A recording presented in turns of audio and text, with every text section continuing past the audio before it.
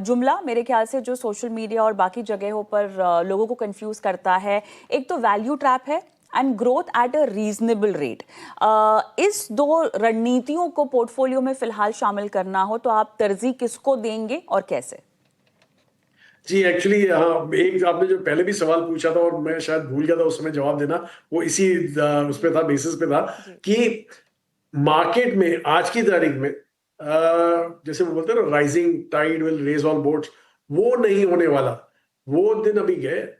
We have to be very specific. अभी अभी हमें स्टॉक स्पेसिफिक कॉल लेने पड़ेंगे।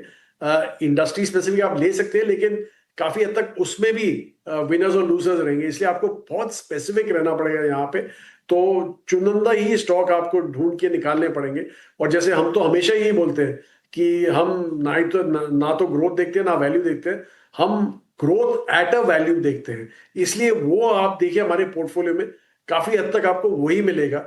और in fact mid cap small cap का मैं अपना पीई वगैरह देख रहा था, तो ये करंट ईयर में तो हमारा जो मिड कैप और स्मॉल कैप का पोर्टफोलियो है, जो हमारे एस्टिमेट्स है उसके हिसाब से पीजी लेस देन 1 है। तो इसलिए हमें काफी कंफर्ट है यहाँ पे कि ये, और ग्रोथ रेट काफी अच्छी दिख रही है यहाँ पे, अर्निंग्स ग्रोथ। तो इसलिए हमें लग रहा है कि ये सेगमेंट ही रहेगा जहां आगे चल के आपको एक अच्छा रिटर्न मिल सकता है। एंड एज आई सेड, काफी आपको स्पेसिफिक रहना पड़ेगा स्टॉक सिलेक्शन में। अच्छा, क्योंकि मिड कैप स्मॉल कैप की हम इतनी बात कर रहे हैं और देखिए एसआईपी निवेशक के जो आंकड़े हैं वो आपसे भी छुपे हुए नहीं हैं। महीने दर महीने हम देख रहे हैं कि लगातार पैसा जो है वो काफ़ी भरोसे से आ रहा है। अब ये जो नकदी आ रही है मिड कैप स्मॉल कैप क्षेत्र में लिक्विडिटी को लेकर और बाकी, क्योंकि एक आम एसआईपी निवेशक को बाजार की चाल और इस तरीके की चाल को लेकर सवाल तो होते ही हैं। खतरे को निपटने की रणनीति फिर क्या होनी चाहिए निवेशकों के पास? मैं एसआईपी निवेशकों के लिहाज से ये सवाल पूछ रही हूँ जो हर महीने अपने नंबर्स को आगे बढ़ा रहे हैं। जी देखिए, सिप में जो आप सॉरी मिड कैप की बात करें, जहाँ पे काफी सिप काफी जोरों का आता है, वहां पे आप फिर भी बोल सकते हैं कि 150 स्टॉक है और ये 150 स्टॉक कब कब कब तक एब्जॉर्ब करेंगे। लेकिन प्लीज ये भी है इनमें 150 स्टॉक में कि ये चेंज होते रहते हैं। एवरी 6 मंथ्स नए स्टॉक की एंट्री होती है, या तो स्मॉल कैप्स में से जो मिड कैप बन जाते हैं, या तो दो अनफॉर्चुनेट लार्ज कैप जो गिर के मिड कैप बन जाते हैं। लेकिन काफी मिड कैप लार्ज कैप भी बनते हैं, तो इसलिए आपको वाइब्रेंसी दिखती रहती है यहाँ पे सेगमेंट में।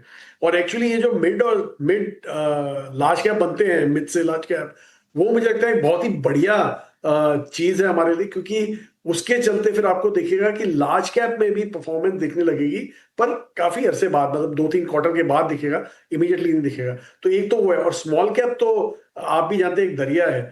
250 स्टॉक, 100 लार्ज कैप और 150 मिड कैप के बाद जितने भी स्टॉक हैं वो स्मॉल कैप या माइक्रो कैप कहलाते हैं। बहरहाल तो 250 स्टॉक ही आज की तारीख में स्मॉल कैप कहलाते हैं, पर उसके बियॉन्ड भी काफी स्टॉक्स हैं जहां पे आपको ऑप्शन मिलेगा। इसलिए आप हमारा स्मॉल कैप पोर्टफोलियो देखिए, वहाँ 25-26% के आसपास हमारे माइक्रो कैप है और बाकी स्मॉल और मिड कैप है। तो वैसे और काफी हद तक हमारे स्मॉल कैप ही है, उसमें मिड कैप बहुत लिमिटेड है। लेकिन फिर भी आप इसलिए हम बोलते हैं कि वहां पे तो कोई एक्सक्यूज नहीं होता कि लिक्विडिटी का इश्यू है, इसलिए आप नहीं ले सकते। जब यहाँ पे तो आपको बहुत ऑप्शंस मिलते हैं करने। इनफैक्ट एवरी डे मेरे एनालिस्ट काफी ऐसे स्टॉक्स आते हैं और हमें बड़ा केयरफुल रहना पड़ता है, क्योंकि एज आई सेड कि ये टाइम में ही पीपल गेट कैरिड अवे, तो लो वैल्यूएशन देके शायद उनका भी दिल मचला जाता है। लेकिन गिवन आवर हिस्ट्री लीनिएज, हम काफी छूट सिलेक्ट करते हैं उसको फूक फूक के। तो इसलिए I think one has to be very selective again. नहीं तो आपके जो पैरामीटर्स हैं उसी में से मुझे थोड़ा सा फैक्टर एक्सपोजर या फैक्टर टिल्ट समझना है। क्वालिटी, मोमेंटम या साइज, किसको तरजीह देते हैं या तीनों को ही शामिल किया जाता है? अगर मैं हीलियोस के ही फंड्स की एक्सपोजर्स के फैक्टर समझना चाहूँ, टिल्ट समझना चाहूँ, तो किस तरफ झुकाव है? सो एक्चुअली आप देखिए हमारे जो सिलेक्शन प्रोसेस है, आठ आठ फैक्टर्स होते हैं जिसमें हम रिजेक्ट करते हैं। उसके बाद जो स्टॉक रह जाता है वही हमारा इन्वेस्टेबल यूनिवर्स होता है। राइट। पहले 3 जो फैक्टर्स हैं वो हैं ग्रोथ के।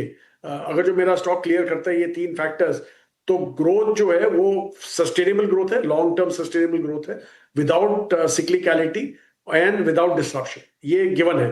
अगर जो वही स्टॉक बाकी 3 फैक्टर क्लियर करता है, बाकी 3 मतलब क्वालिटी वाले, quality of management, quality of corporate governance and quality of accounts, तो मतलब ये स्टॉक में ग्रोथ है, सिक्लिकल ग्रोथ मैंने सॉरी स्ट्रक्चरल ग्रोथ है विद क्वालिटी बिल्ट इन।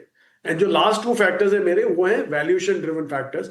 अगर जो फाइनल आर्ट क्लियर करके आ जाता है नीचे, मतलब यहां पे growth with quality but at a value है।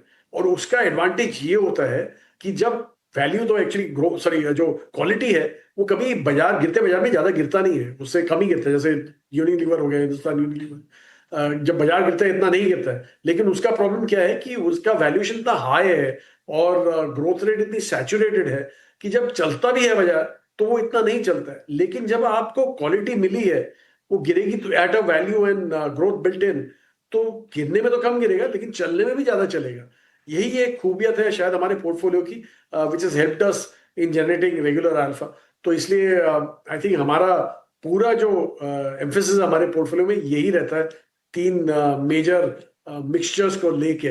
तो मैं कभी नहीं बोलूंगा कि मैं मोमेंटम चेस कर रहा हूँ या वैल्यू चेस कर रहा हूँ या क्वालिटी चेस कर रहा हूँ। I am always in the game. So to put it uh, shortly. थोड़ा सा ध्यान में कंज्यूमर और डिजिटल कंपनियों पर ले जाना चाहती हूँ चर्चा में, क्योंकि इनका जिक्र हुआ है। क्या आपको लगता है कि इनकी लागत बढ़ती जा रही है?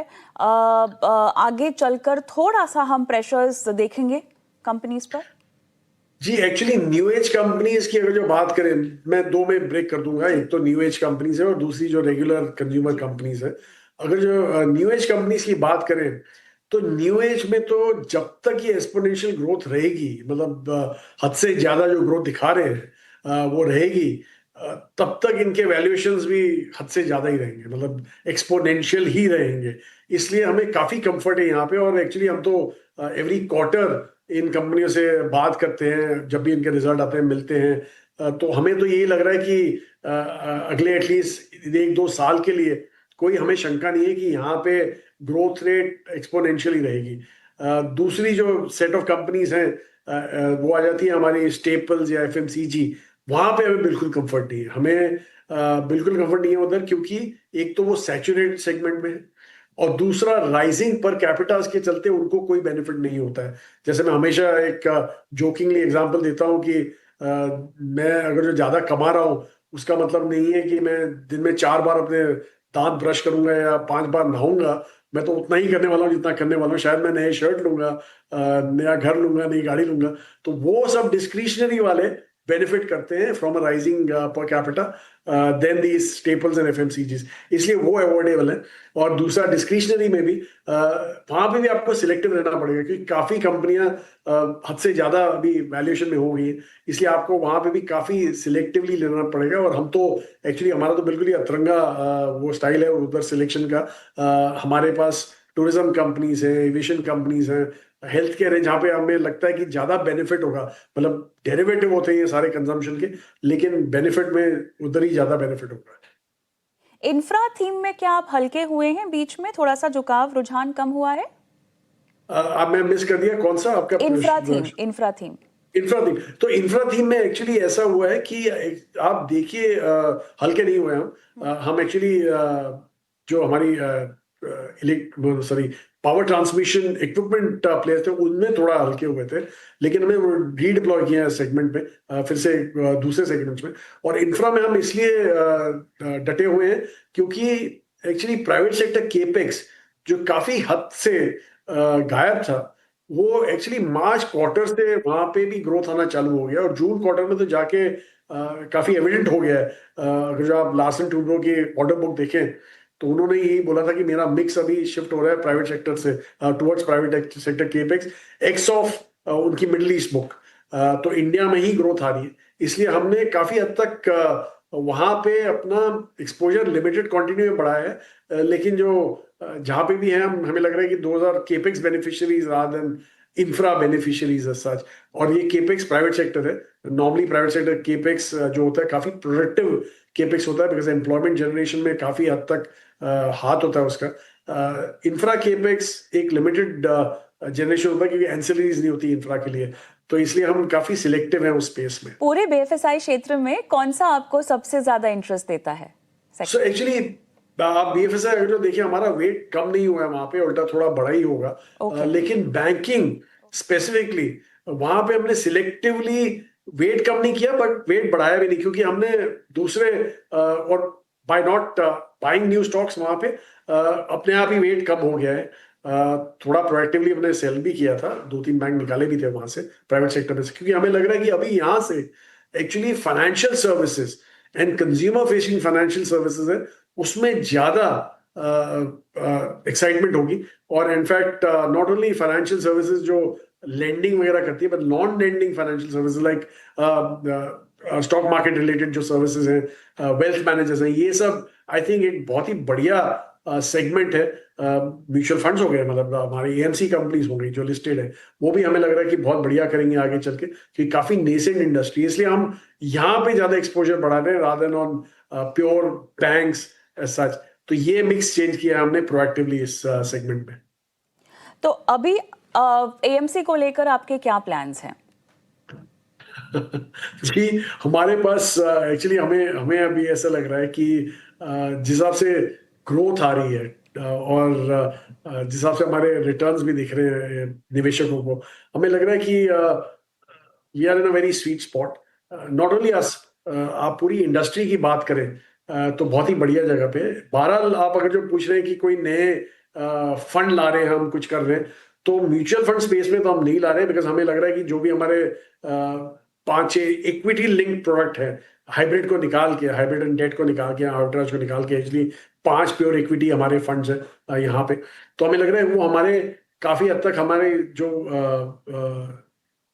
जो एक्सपेक्टेशन है बाजार से, वो काफी सर्विस कर सकती है वहां पे। इसलिए वहां कोई स्लेट में हमारे पास कोई नया ऐसा फंड लॉन्च का प्लान नहीं है।